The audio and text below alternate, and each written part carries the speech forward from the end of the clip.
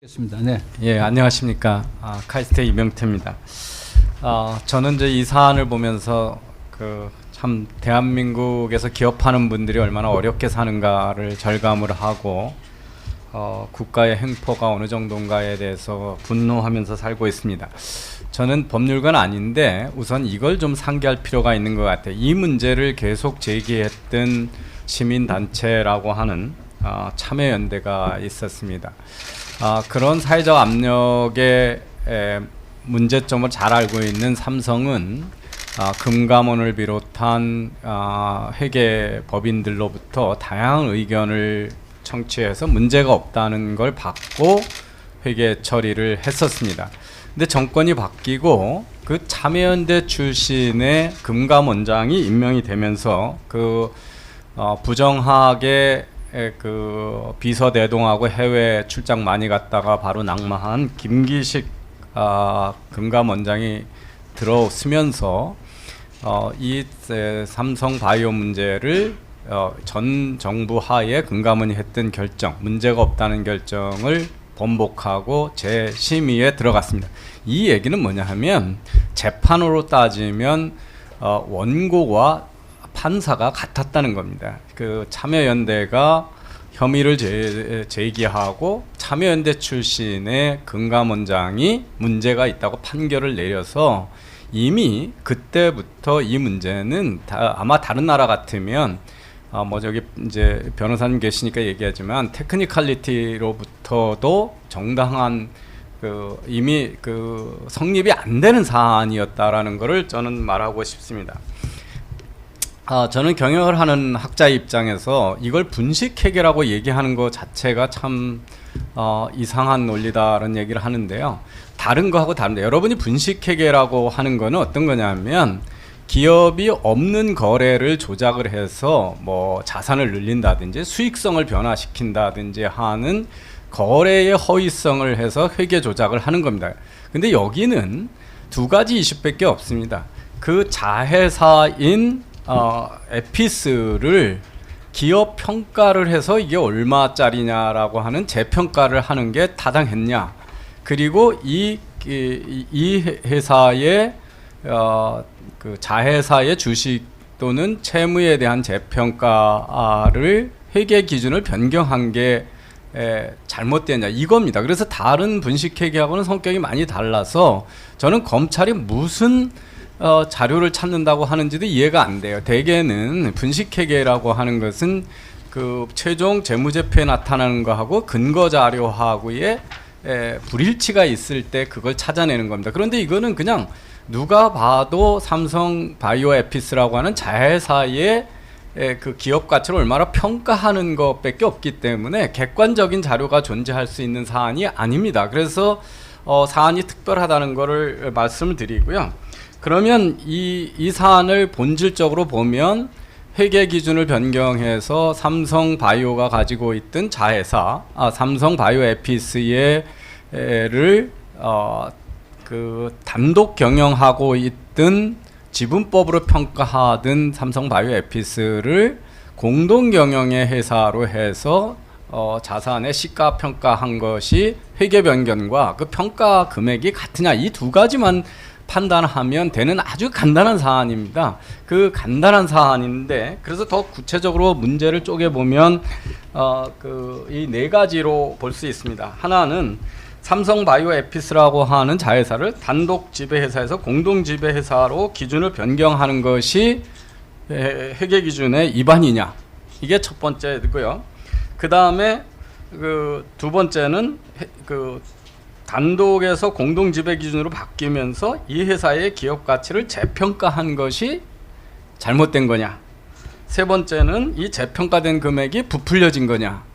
네 번째는 이 평가한 금액을 평가 이익하고 그 다음에 콜옵션의 채권에 반영한 두 개를 다 반영해서 삼성바이오 재무제표에 기록한 것이 회계의 위반이냐, 이 네 가지로 뜯어서 볼 수가 있습니다.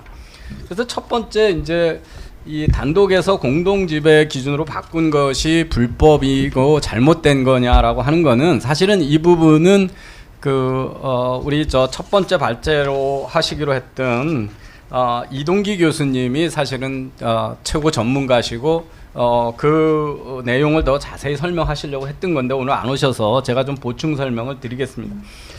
잘 아시다시피 삼성바이오는 2011년에 4월 21일에 설립을 했고요.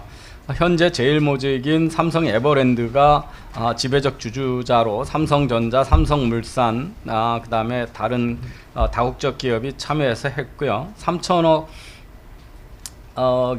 그 합작 투자로 바이오로직스가 설명이 돼서 우리가 삼성바이오라고 하는 회사입니다. 그 회사에 보시면 설립 당시에 바이오젠이라고 하는 원천 기술을 가진 회사하고 삼성바이오로직스가 합작을 해서 삼성바이오 에피스, 우리가 그냥 에피스라고 부르면 85대 15%로 합작 범위를 만든 겁니다.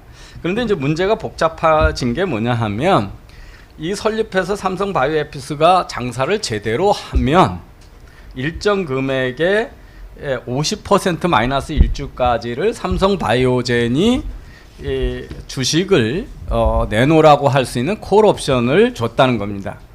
그래서 근데 여기서 우리가 주의해야 될 게 뭐냐면 첫 번에 설립 시에 삼성바이오가 85% 지분을 가지고 있으니까 절대 지분을 가지고 있으니까 삼성 그룹이 가지고 있는 삼성바이오가 절대 지분을 가지고 있습니다. 그리고 이사 5명 중에 4명을 임명권을 갖고 있습니다. 그 다음에 대표이사 임명권도 삼성바이오가 가지고 있고요. 여기서 주총 의결권을 52%로 만들어 놨습니다. 그러니까 85%를 가지고 있는 삼성그룹이 삼성바이오가 모든 걸 결정할 수가 있는 거죠. 에피스에 대해서. 그런데 이 주총 의결권 52%인데 이 콜옵션이라고 하는 거가 이제 50% 마이너스 1주를 주는데 이거는 소위 경영학에서는 리얼 옵션이라고 그럽니다. 이게 뭐냐 하면 지금 당장 삼성바이오젠이 꼭 필요합니다. 그런데 여기 경영권 반을 가지려면 합작 투자 금액을 반을 당신이 내야 되는데 그 바이오젠은 삼성 에피스가 그렇게 장사가 잘 됐고 삼성바이오가 경영을 잘할지 잘 모르니까 우리는 그렇게 투자할 의향이 없다라고 이제 거절을 하게 되죠. 그럴 경우에 이런 이제 선택권을 주는 겁니다.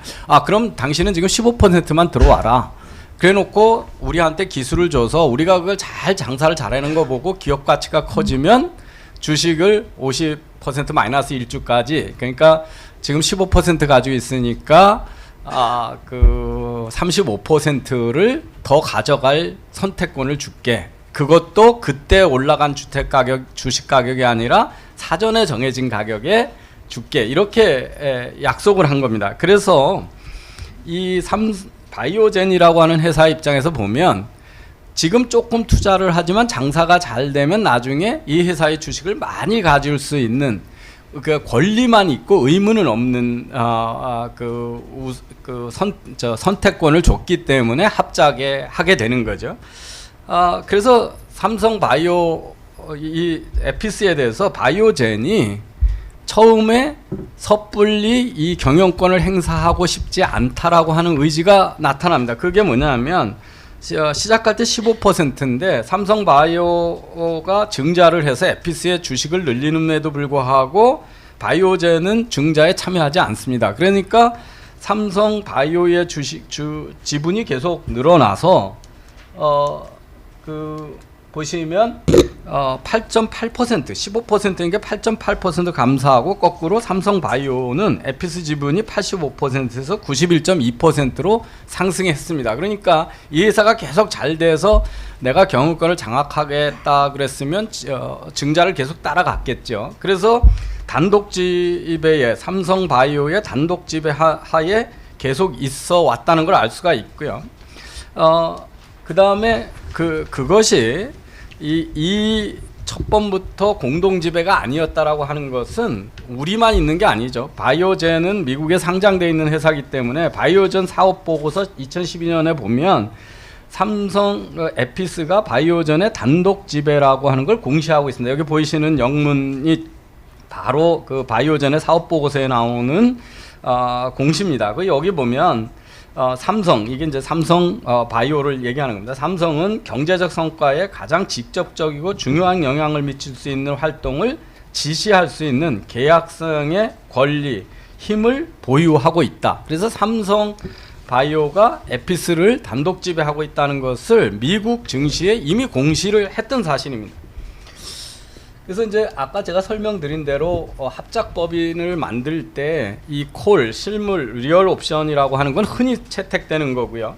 이 옵션을 행사하게 되면 언제 행사할지 모르죠. 이거는 완전히 바이오젠의 선택에 따른 겁니다. 행사를 하게 되면 이 회사가 50%에서 한 주 모자르는 거로 바뀌는데 주총 결의 사항이 52%로 돼 있기 때문에 50% 마이너스 한 주가 돼버리면 삼성바이오는 바이오젠의 동의 없이는 아무것도 할 수가 없는 겁니다. 왜냐하면 주총에서 52%를 결정 의결권을 했기 때문에. 그래서 52% 삼성 바이오가 에피스에 대한 지분이 52% 미만으로 떨어지는 순간 바이오젠과 공동 지배의 자회사가 되는 겁니다. 그래서 이 합작 회사의 지배 구조는 지분율만 가지고는 절대 결정이 안 됩니다. 어떤 회사는 소수 지분이지만 그 만장일치로 의결을 한다 그러면 한 주만 가지고 있는 주식도 지배권을 갖게 되고 또는 이사 자리를 몇 개를 요구할 수 있는다든지 주총결을 어떻게 할 수 있다든지 이게 여러 가지로 복합적으로 판단할 일이지 절대 지분만 가지고는 판단할 수가 없습니다. 그리고 이 콜옵션을 행사함에 따라서 단독 지배와 공동 지배가 진화한다라고 하는 사실, 이 진화한다는 사실 때문에 회계 변경의 필요성이 생기는 건데 이걸 부인을 하고 한 것이 이제 금감원의 두 번에 대한 결정입니다. 뒤에서 다시 설명을 드리겠습니다. 그럼 왜 2015년에 회계 변경을 하게 됐냐? 보시면 2014년서부터 삼성 에피스의 공장이 크게 늘어나고 거기서 개발한 바이오시밀러가 미국이나 여러 군데에서 그 소위 판매 승인을 받음으로써 본격적으로 돈을 벌 수 있다는 기대가 커졌고 그것이 시장에서 큰 그 가치로 인정을 받기 시작했기 때문입니다. 사후적으로 봐도 삼성 바이오 측에서 바이오젠이 이 콜옵션을 행사할 거라고 하는 예측이 맞았다는 것은 2018년에 이 바이오젠이 콜옵션을 행사해서 주식을 삼성 바이오가 에피스 주식을 양도를 했습니다. 그리고 그렇기 때문에 이 콜옵션 때문에 단독 지배와 공동 지배가 변경됐고 그 변경된 사실에 따라서 회계 기준을 변경할 수 있는 것들은 삼성이 적절한 회계 기준에 따른 것이다 하는 거가 첫 번째 결론이고요. 그래서 첫 번째 질문에 대한 대답은 이걸 가지고 문제를 삼는 게 이상한 이야기다라는 거고요. 두 번째는 이제 그럼 삼성바이오가 에피스의 기업 가치 재평가를 하는 건데 이 재평가에서 시장으로 삼성바이오 에피스가 회계 기준 위반인가라는 걸 한번 볼 수가 있습니다. 이 스타트업의 그 가치 평가는 상당히 어렵습니다. 왜냐하면 상장돼 있지 않기 때문에 시장에서 객관적인 가치가 존재하지 않죠. 얼마 전에 우버라는 회사가 상장이 됐습니다. 상장되기 전에 기대는 한 140조가 되는 기업이 될 거다 이렇게 기대를 했는데 막상 상장했을 때 80조 기업으로 상장을 했고요. 지금 우리나라에서 가장 스타트업 중에서 상장 전에 있는 스타트업 중에 기업 가치가 제일 큰 회사가 쿠팡이라는 회사입니다. 쿠팡이라는 회사가 연간 5천억에서 한 8천억 적게 적자를 보고 있는 회사인데 미래 가치를 어떻게 투자해준 손정희 회장의 비전 펀드에서는 얼마로 예측을 하냐면 90억 불, 그래서 약 한 10조가 넘는 거로 평가하고 있습니다. 근데 10조가 되는 근거를 대라 그러면 될 수 있는 사람은 아무도 없죠. 그래서 스타트업의 기업 가치를 객관적으로 잰다는 건 상당히 어렵습니다. 그래서 이 기업 가치를 왜 재평가해야 되냐 하는 거는 콜옵션 행사 가능성 때문에 콜옵션을 행사를 하면 거기다 돈을 많이 내줘야 되거든요. 삼성바이오는. 왜냐하면 35%의 지분을 시장 가치보다 훨씬 낮은 금액으로 줘야 되기 때문에 그래서 이 필요성 때문에 자기 삼성바이오의 부채를 미래 부채 가능성을 정확히 반영하는 게 적정한 일이고 그래서 이것이 시장 회계기준 위반이라는 근거도 없습니다. 그럼 이제 세 번째 기업 그 가치가 부풀려졌는가를 보면 이 소위 상장되지 않은 비상장 기업의 가치를 평가하는 것은 소위 공정가치 측정법이라고 해서 수준 1, 2, 3이라고 하는 건데 결국은 비교 대상의 기업들이 있으면 가능한 그 비교 대상의 기업들을 근거로 하라. 이렇게 해서 그 수준 1, 2, 3이라고 해서 공정가치 기업 측정법의 기준이 존재합니다. 그래서 이거에 따라서 한 걸 가지고 이게 어차피 객관적인 가치 방법이 존재하지 않기 때문에 이걸 가지고 분식회계라고 이야기할 근거가 없다라는 거죠. 그래서 재무제표에 어떻게 반영을 한 거냐면 삼성 바이오 에피스의 전체 주식은 약 1268만 주인데 이때 에피스의 가치를 5조 3천억으로 평가를 했습니다. 그리고 바이오젠이 콜옵션을 하면 이거에 35%를 줘야 되기 때문에 523만 주고요. 그래서 그 5조 3천억 1268만 주에 5조 3천억을 주당 가격으로 계산하면 523만 주는 약 2조 1820억 원이 되고 그쪽의 콜옵션에는 3,620억을 받고 이 35%의 주식을 주기로 돼 있기 때문에 35%가 넘죠. 그러니까 8.8%로 낮아져 있었기 때문에 그 42% 정도에 해당하는 주식입니다. 그래서 주면 지금 3,620억을 받으면서 2조 1,820억 원어치의 주식을 줘야 되기 때문에 콜옵션 부채는 1조 8,200억 원이라고 표시를 한 겁니다. 그래서 금감원도 이 에피스의 가치를 수준 1, 2, 3 방식으로 평가한 거나 이 부채를 1조 8,200억 원으로 준 거에 대해서는 문제 제기를 하지 못하고 있습니다. 이거 왜냐하면 객관적인 으로 불법이라고 하는 증거가 존재할 수 없는 상황이기 때문입니다. 그러면 이제 마지막으로 부풀렸다고 주장하는 삼성바이오의 에피스의 기업 가치하고 콜옵션 반영이 회계 분식인가를 보면 자, 그 삼성바이오에는 이 아키젠이라고 하는 회사하고 바이오 에피스라고 하는 주식이 다 합쳐서 그 290억 원 그게 초기에 이 삼성 에피스에 투자한 금액입니다. 그 자본금 290억이라고 하는 거가 표시돼 있었는데 부채는 이거에 42%에 해당하는 콜옵션을 주려면 1조 8천억의 손실이 난다라고 반영을 했으니까 부채 쪽에서 같은 주식이 1조 8천억으로 반영됐으니까 자산 쪽에서도 똑같은 주식인데 하나는 콜옵션 된 부채고요. 내가 가지고 있는 주식 중에 주고 남는 것들은 같은 금액으로 계산을 해보면 구입원가 2,650억인데 이때 그 에피스의 가격으로 공정 가격으로 하면 4조 8천억이 됩니다. 그래서 평가 이익 4조 5,350억 원을 반영을 한 겁니다. 그래서 이제 이게 뭐냐면 부채가 발생할 가능성 때문에 재평가한 거에 따라서 가지고 있는 주식 가격도 다시 재평가해서 반영했는데 이게 이익으로 반영된 게 그 분식회계라고 하는 주장을 한 겁니다. 그래서 지금 보시면 이 얼마나 황당하냐면 그 초기에 전 정권 하에서는 다 문의했을 때 금융당국이 문제 없다고 그랬다가 그래서 재감리 하기 이전엔 다 문제 처리 없다고 하다가 금감원장이 바뀌고 나서 여기서 첫 번에 뭐라 그랬냐면 2015년에 첫 번에 연결 재무제표, 즉 구입 원가로 반영돼 있던 거를 콜옵션을 행사할지도 모른다고 그래서 지분법으로 시장 가격으로 변경한 게 불법이다.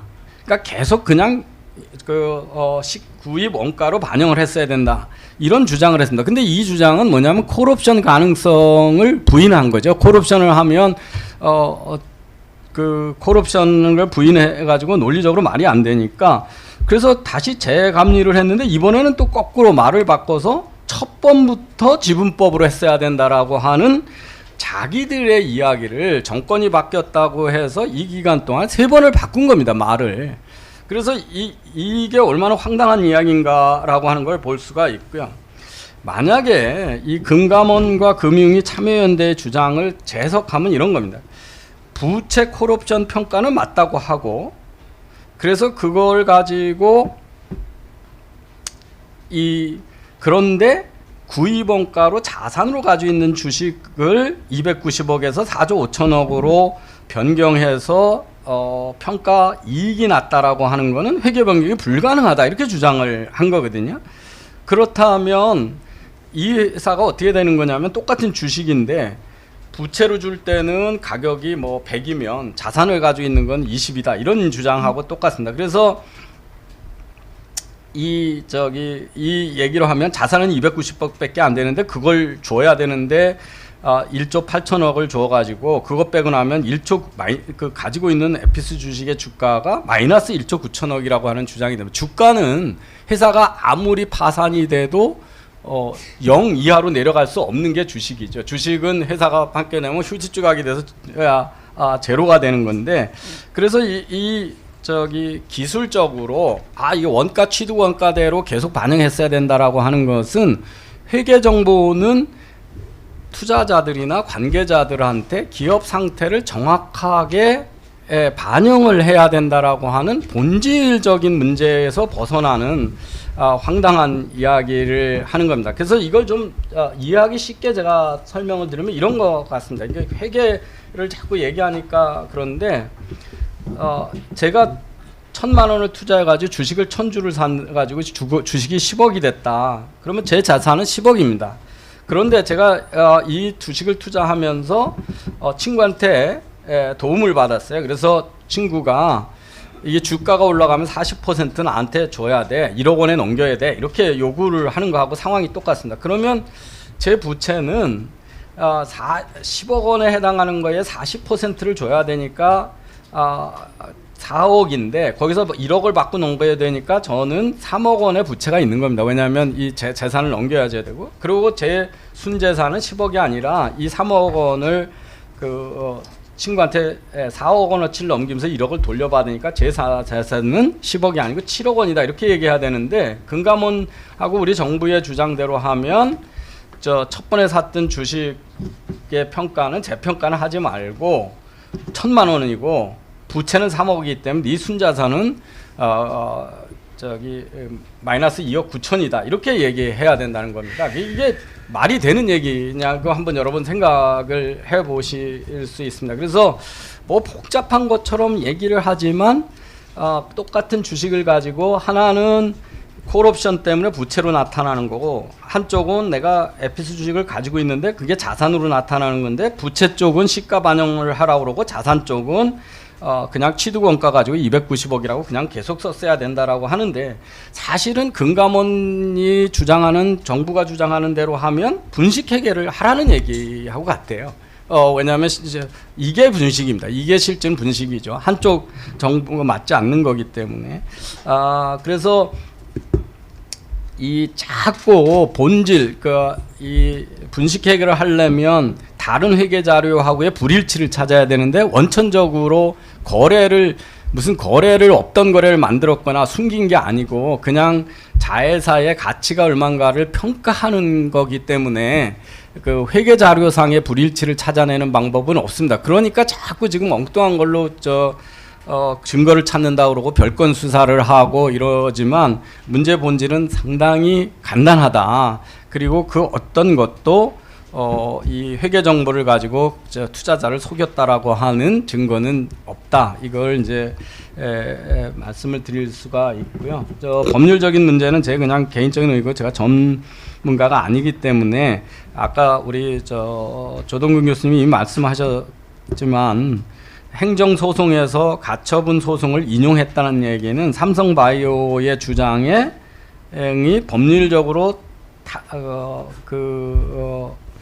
다툼의 여지가 있다는 걸 법원이 인정한 겁니다. 그러면 즉 뭐냐 하면 삼성바이오가 분식회계를 하지 않았다라는 것으로 판결낼 가능성을 두고 행정소송이 진행 중인데 검찰은 이게 분식회계가 일어났다라고 하는 범죄 혐의를 전제로 지금 수사를 계속하고 있는 것은 사실은 혐의가 있을 때만이 수사를 할 수 있는 건데 법원 한쪽에서 다툼의 여지가 있어서 만약에 저희가 기대하는 대로 제가 판단하는 대로 행정소송에서 분식회계가 아니라 그러면 이건 어마어마한 공권력에 의한 탄압이죠. 그래서 이 검찰이나 경찰이 수사권을 행사할 때 범죄적 단서가 있고 기소의 가능성이 있을 때 수사를 해야 되는 건데 이미 행정소송에서 그러지 않을 수 있다라는 여지가 있음에도 불구하고 이렇게 무차별한 기업에 대한